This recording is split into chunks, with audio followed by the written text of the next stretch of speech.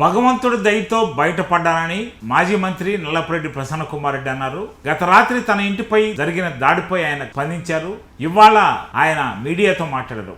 ఆయన మాట్లాడుతూ గతంలో ఎప్పుడు ఈ సాంప్రదాయం లేదని, 64 నుంచి తన కుటుంబం రాజకీయాల్లో ఉందని, నెల్లూరు జిల్లాలో ఉన్న రాజకీయ కుటుంబాల్లో ఈ సాంప్రదాయం అనేది కొత్తదని, ఇలాంటి సాంప్రదాయం మంచి పద్ధతి కాదని ఆయన హెచ్చరించారు. తనపై దేవుడు దయ లేకపోతే తనను హత్య చేసేవాళ్ళని ఆయన ఆవేదన చెందారు.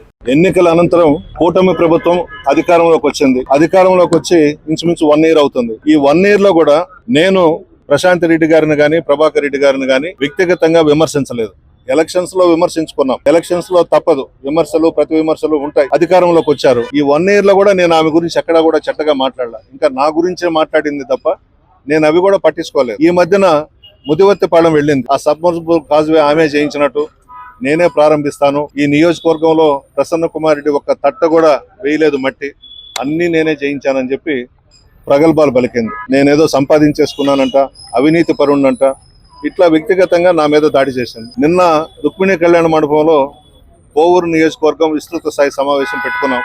ఆ మీటింగ్ లో నేను మాట్లాడాను. ఆమె మాట్లాడిన దానికి నేను కౌంటర్ ఇచ్చాను. ఆ మాటలు వెనక్కి తీసుకోను. ఇప్పుడు కూడా కట్టుబడి ఉన్నాను. నేను చెప్పింది వాస్తవం. 100% 100% ఈ జిల్లాలోనే కాదు, ఉమ్మడి జిల్లాలో, మెడ్రాస్లో, బెంగళూరులో, తిరుపతిలో, రేణుగుంట దగ్గర, మెసబెట్టిన దగ్గర, నెల్లూరు మాగుంట లేఅవుట్లో ఆమె ఏమేమి చేసిందో అందరికీ తెలుసు.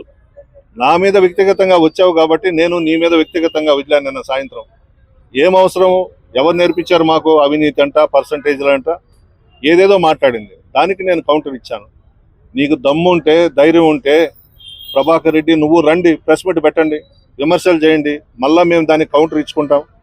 ఏదో ఈవీఎంల ద్వారా ఎమ్మెల్యేలు అయిపోయి, ఎంపీలు అయిపోయి పెద్ద పుడింగలు అయిపోయినారా మీరంతా? నెల్లూరు జిల్లాలో ఇటువంటి సాంప్రదాయం ఎప్పుడన్నా ఉందా ఇళ్ల మీదకి వచ్చేది?